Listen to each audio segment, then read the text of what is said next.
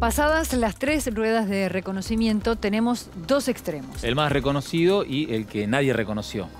Don Germán. Por un lado tenemos a Máximo Thomsen, que fue reconocido en 8 oportunidades, pero además las cámaras de seguridad y los videos que grabaron, videos cuestionados por algunos que lo grabaron algunas personas en lugar de defenderlo a Fernando, los videos lo ubicaron en el lugar justamente pegándole puños y después patadas cuando él estaba en el piso. Digo esto de los videos porque las personas que estaban grabando no podían acercarse porque hay compañeros de Thomsen que impedían esto pegándole justamente a las personas que querían acercarse y defenderlo. Declaran eso, ¿no? Está dentro de la declaración de varios de los testigos. Y después, por el otro lado, tenemos a Alejo Milanesi, que no fue reconocido en ninguna de las ruedas, pero además que en principio no aparece en ninguna de las cámaras, ni en las cámaras de seguridad de los comercios cercanos, ni tampoco en los celulares que grabaron. La pregunta es, ¿estuvo Milanesi en el lugar? Bueno, él dice que no estuvo, pero lo dice a su familia. Todavía no lo dijo ante la justicia. El tema es que cuando avance la causa y empiece la fiscal a decir por lo que hiciste te va a corresponder más de 30 años en la cárcel, es muy probable que Milanesi se quiebre, empiece a hablar y empiece a acusar. Bueno, ese es un punto central que hasta ahora está demostrando la estrategia defensiva que tienen todavía como equipo y con un solo abogado defensor, ¿no, Germán? Incluso en estas situaciones donde aparentemente hay algún integrante que ha tenido poco o nada que ver, todavía siga decidiendo no declarar. Bueno, es parte de la estrategia de este defensor hasta que él decida declarar y seguramente otro que no está tan comprometidos. En ese caso, cuando ya hay opiniones contrapuestas, tiene que tener distintos defensores. O sea, un mismo abogado no puede defender a alguien que está acusando a otro dentro del mismo grupo. Así que seguramente en las próximas horas ya los chicos en un penal, ya tomando realidad, dimensión de lo que hicieron y de lo que le va a pasar en el caso de que no hable cada uno de ellos, seguramente van a empezar a hablar. Germán, hablaste con el fiscal general. Sorprendido por este caso, si bien tiene muchos por delante, porque él cubre una región bastante extensa, está sorprendido porque, entre otras cosas, dice que a Fernando lo mataron sin una pelea previa y sin haberlo conocido previamente. O sea, no es que era un grupo que ya tenía problemas con anterioridad, sino que directamente fuera donde estaba él, lo atacaron por la espalda y lo mataron en el piso. Lo escuchamos. ¿Hay alguno que puede quedar en libertad próximamente o no? Podría llegar a pasar. Repito, acá de no haber prueba, la Fiscalía va a ser la primera en solicitar los ceses de las detenciones. Podría llegar a ir mutando la prueba, no en base solamente a las ruedas de reconocimiento, sino en base a la totalidad de la prueba que fuera recolectada. Puede ser que no haya sido reconocido alguno en la rueda, pero esté filmado, es decir, pueden llegar a ver, y eso se analiza todo en conjunto. Y llama la atención la violencia, ¿no? Una violencia desmedida a una persona que ni siquiera conocían. Es un hecho que lleva a la reflexión de por qué tanta violencia a una persona que ya estaba absolutamente indefensa, pegarle, golpearlo hasta que finalmente matarlo. No es como, no se le puede dar racionalidad a algo que es absolutamente una locura, ¿no? Terrible, ¿no? Matar por gusto. ¿Falta declarar algún testigo, Germán? Hasta ahora 12 declararon, 12 participaron de las ruedas de reconocimiento, pero en esta última hora se sumaron 2 más.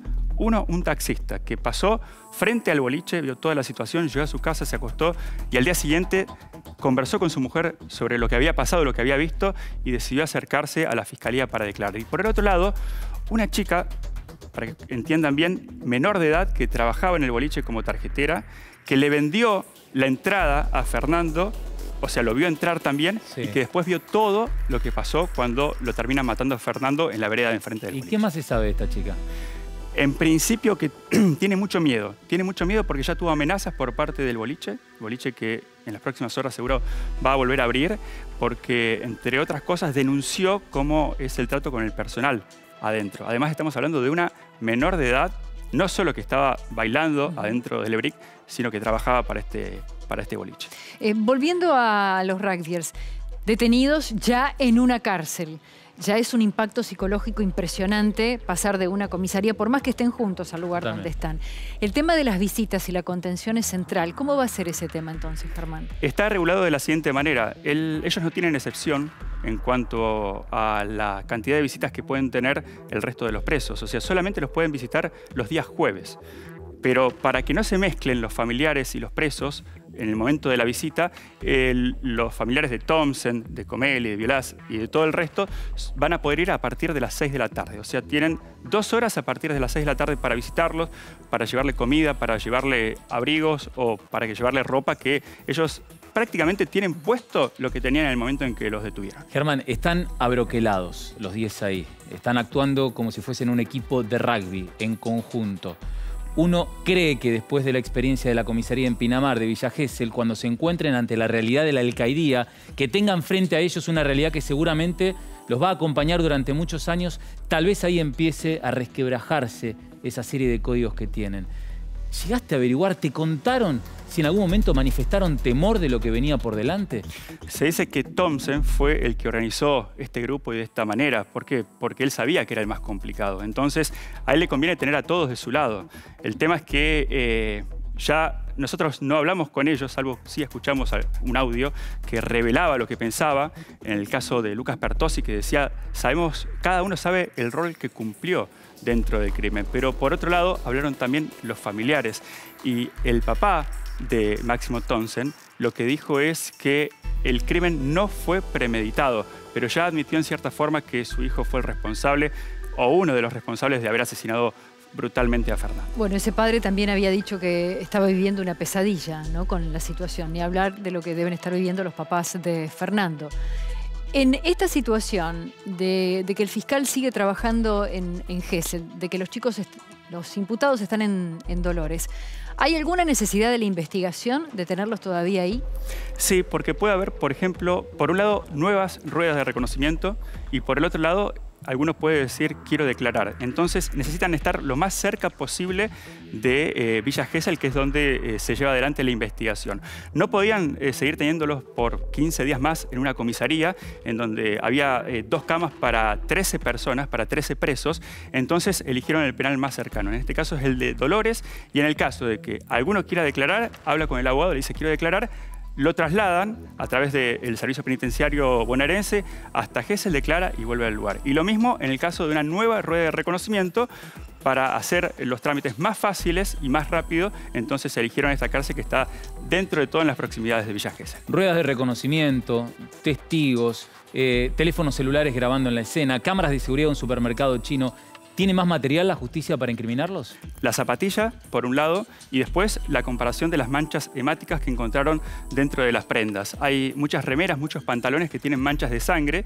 A cada uno de los detenidos le hicieron una extracción de sangre para extraer justamente la muestra de ADN y cotejarlas después con esta ropa que encontraron. Y los teléfonos también, ¿no? Y los teléfonos celulares sí, que ya los pudieron abrir a todos, incluso los iPhones. Por ejemplo, Máximo Thompson tenía un iPhone con muchísima capacidad, lo pudieron abrir porque él no había dado la clave y seguramente en la próxima semana ya vamos a tener novedades, porque tienen mucha información y ahí quieren ver también si ellos, por un lado, premeditaron el crimen, si se organizaron para matar y después quieren ver qué dijeron después. Después. Ahora, decías esta cuestión de uno que no da la clave. En realidad, ninguno, salvo el que no estaba implicado, Ventura, ninguno había dado la clave y tuvieron que trabajar en eso, lo que significa más tiempo y más costos también para la justicia. Sí, lo que pasa es que hay celulares que son más fáciles de desbloquear, pero en el caso de los iPhones, en algunos casos resulta casi imposible y la empresa no da. La política de la empresa. Es la política de la empresa que tiene que ver con la privacidad. En este caso lo pudieron hacer, así que seguramente va a surgir algún diálogo, como decíamos, ¿no?, antes del crimen o posterior. Ahora eso es poner un palo en la rueda, Germán. Si vos estás libre de culpa y cargo, si vos decís, lo entrega. Una pelea, toma, acá está la clave, bueno, señor de la justicia. Acá Ventura, está la clave, ¿qué hizo? Haga lo que tenga que hacer. Ventura, exactamente, Ventura hizo eso. Lo llevaron y entregó el teléfono y dijo cuál era la clave. Y además, si vos sabés que no hiciste nada, declarás. También, ¿entendés? O sea, cuando te presentás frente a la fiscal, lo primero que decís, yo no estaba en el lugar, yo no tuve nada que ver. O en todo caso, incriminás a otra persona, porque sabés lo que te espera después. la situación que están teniendo los imputados a partir de hoy cambia radicalmente.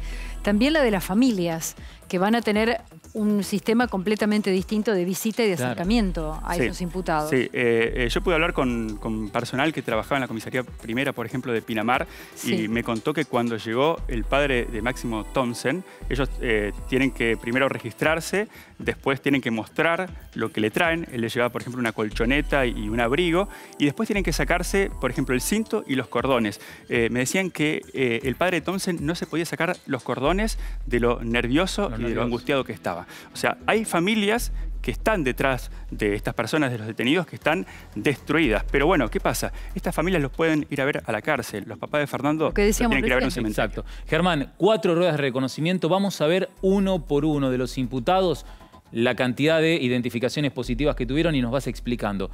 Gira esta ruleta que estuvimos mostrando en las últimas jornadas, desde la primera rueda de reconocimiento, para hablar del primero de los imputados, por supuesto, Máximo Thompson. Sí, 4 reconocimientos en principio, se le sumaron 4 más en la última jornada.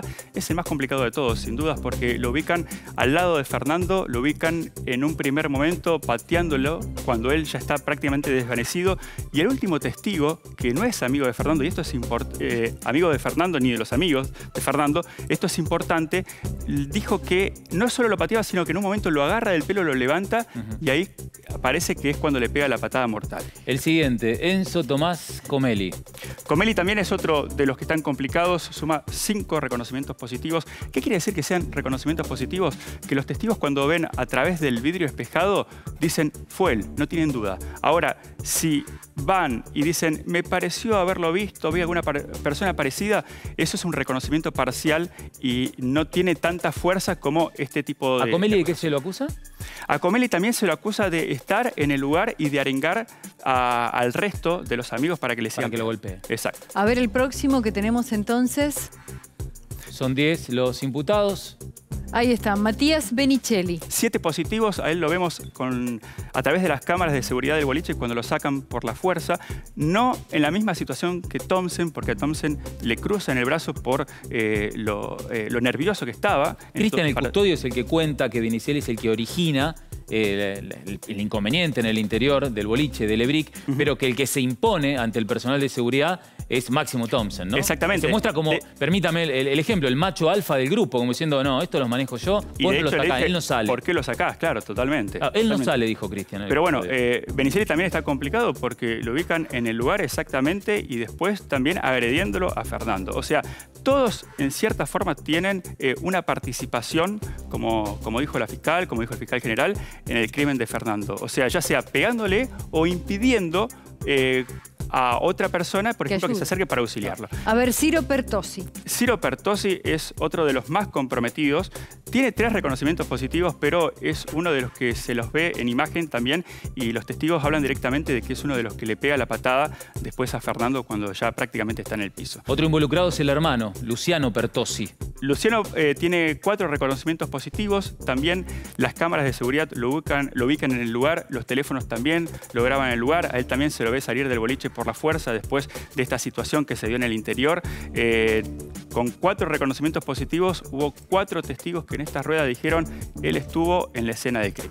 Vamos a uno más de los integrantes de este grupo y es Violás, uno de los que también al principio parecía tener menor cantidad de identificaciones, pero terminó con varias. Claro, tiene 5 positivos y él lo que hizo es impidió que auxiliaran a Fernando. O sea, cuando los amigos de Fernando vieron que le estaban pegando y de esa manera se acercaron para tratar de defenderlo, pero Violás fue uno de los que empezó a pegarle a los amigos de Fernando para que no se acercaran a ese nivel. Vos tuviste la posibilidad durante el fin de semana de hablar con el papá de Máximo Thompson. Fuiste el primero en hablar con él y después con la mamá de este joven, de Juan Guarino, que decía hasta el momento, mi hijo no estuvo en el lugar, pero ¿qué pasó? Efectivamente alguien lo reconoció, alguien lo ubicó en el lugar. El tema es qué estuvo haciendo Guarino submarino. Bueno, eso es lo que se está tratando de determinar. Cuando hay un solo reconocimiento positivo, es más difícil de tratar de determinar la veracidad de lo que dice el testigo. No porque mienta, sino porque seguramente por ahí vio una cosa que no fue por ahí tan exacta como la determinó. Además, perdón, ¿no? Hay que tener en cuenta que esto pasó muy rápido. Esto pasó muy rápido, era de madrugada, había también una pelea en la esquina del boliche y el testigo, el que vio esto, tuvo que estar muy cerca para ver con detalles quién fue el que le pegó. Ahora, particularmente por esta declaración, la madre sigue declarando a los medios cuando le acercan los micrófonos que no estuvo después de haberlo visto al chico. O sea que hubo ahí un contacto en el que después de tremenda situación se supone que el hijo debió haberle dicho la verdad para convencerla de esa manera. Pero después hay que ver lo que pasa con ese reconocimiento, porque pudo haber estado en zona y pudo no haber tenido que ver. Pero bueno, hay que esperar los detalles de la investigación. Hay que esperar exactamente los detalles a ver qué determinan. Pero en el caso de Lucas Bertozzi, con un solo reconocimiento, también lo ubican en el lugar. Y Lucas, recordemos que fue el que dio la voz a ese audio la primera vez que escuchábamos a uno de los detenidos. Y entre otras cosas, él dijo que cada uno sabe el rol que cumplió. O sea, él está diciendo que está defendiendo en cierta forma a los amigos, a ese grupo, a esa unión. Que fue una mala jugada de la vida. Que fue una mala jugada de la vida, o sea, como que minimizó la situación, pero además lo importante es que habló de roles. Al hablar de roles, no está diciendo todos lo matamos, todos participamos o nadie tuvo que ver con esto, sino que él dice que cada uno sabe el rol que cumplió. Acá está diciendo que hubo una persona que lo corrió, otra persona que le pegó, otra persona que evitó que los amigos se acercaran para defender. Premeditación, ¿no? Sin duda. Habla mucho, por eso la justicia tiene una acusación. Bueno, vamos a ver si... El tema es probarlo, ¿no? El tema es que la fiscal lo pueda probar. Blas Sinali. Sinali es uno de los últimos reconocidos, también tiene uno positivo, lo ubican cerca del lugar donde estaba Fernando en el piso, pero tienen que tratar de determinar cuál fue exactamente la acción de él. Por ahora hay uno solo que no fue visto por ninguno de los testigos y que tampoco fue registrado por las cámaras de seguridad, pero ellos no pueden decir que no estuvieron. No puede decir que no estuvieron porque hay una cámara que los ubica en el lugar. Es algo importantísimo lo que acabas de decir vos, Erika. Hay que probar todo esto. Por eso insistía con los elementos de prueba, valga la redundancia, que tiene la justicia. Parece hasta el momento que son muchos. Mira, hoy hablaba con el fiscal general y me decía que con las ruedas de reconocimiento ya sería suficiente como para condenarlos. Al menos a... Solo con la rueda de reconocimiento. Solamente con la rueda de reconocimiento. ¿Por qué? Porque la rueda de reconocimiento tiene la validez de una declaración testimonial. O sea, vale tanto la persona que va a una fiscalía y dice yo vi tal cosa, como aquella persona que en una rueda de reconocimiento dice esta persona estuvo en ese lugar. ¿Por qué? Porque antes de que una persona pase y mire por el vidrio espejado, primero le preguntan si estuvo en el lugar, qué estaba haciendo y si podría llegar a reconocer a alguna persona de las que estuvieron ahí. Ahora, si esa persona, si ese testigo dice yo no puedo reconocer a ninguno, como pasó en la primera rueda, le dicen, bueno, usted no puede participar y ese testigo se va. Ahora si dice, sí puedo llegar a reconocer, entonces se empieza a poner frente a cada uno de los imputados para ver a quién puede reconocer. Puede ser que no sea el primero, al segundo, al tercero, pero en algún momento después terminan reconociendo a alguno. Si no, vamos a suponer, si no hubiera habido premeditación, por lo menos había un ejercicio de ese grupo de 10 de actuar de esa manera, porque en muy poco tiempo se organizaron para pegar, golpear, custodiar, que no se acerque el resto en segundos. 60 segundos. 60 segundos. Un minuto que estuvieron golpeándolo, pero 10 o 9 u 8 actuaron de manera compacta para matar a una persona, para ponerse de acuerdo. Hay elementos que hacen ver que hubo una cierta premeditación. Por un lado tenemos una cámara de seguridad en un supermercado chino que está a 70 metros del boliche. En la cámara se puede ver que pegados a una reja hay 5 de los 10 detenidos. Se ve en el rostro, se identifica muy bien, que están hablando. Después viene un policía, le pide los documentos. ¿Por qué? Porque hubo una pelea a 100 metros y la policía quería tratar de determinar si ellos habían participado de esa pelea. Ellos de ahí miran en dirección a donde estaba Fernando y a donde estaban sus amigos. Todo indica que de ahí se fueron después a pegarle. Y por otro lado, también hay un testigo que es un amigo de Fernando, al que ustedes recordarán una de las imágenes, uno de los videos, que se lo ubica detrás de un auto, el que se cae en el piso. El que después de una decía trampa. que ese chico se podría haber sido salvó. otra víctima. Es de milagro. Exactamente, sí, nosotros lo llamamos el testigo T. Este testigo, como estaba muy cerca de Fernando, llegó a escuchar cuando le decían, se hablaban entre ellos, entre los Radiers, antes de matarlo a Fernando, Claro. llegó a escuchar cuando le decían, no es con vos, le decían a este testigo T, sino es con tu amigo. Y lo estamos esperando. Ahí hay dos elementos claros de que hubo premeditación, que ellos pensaron el hecho y programaron el hecho que después terminó siendo la golpiza mortal. Vos estuviste antes del crimen de Fernando en Villa Gesell. Y después, por supuesto, te trasladaste, toda la cobertura estaba en Mar del Plata, a Villa Gesell para seguir el caso. Sí. ¿Qué notaste que cambió en Villa Gesell después del crimen de Fer?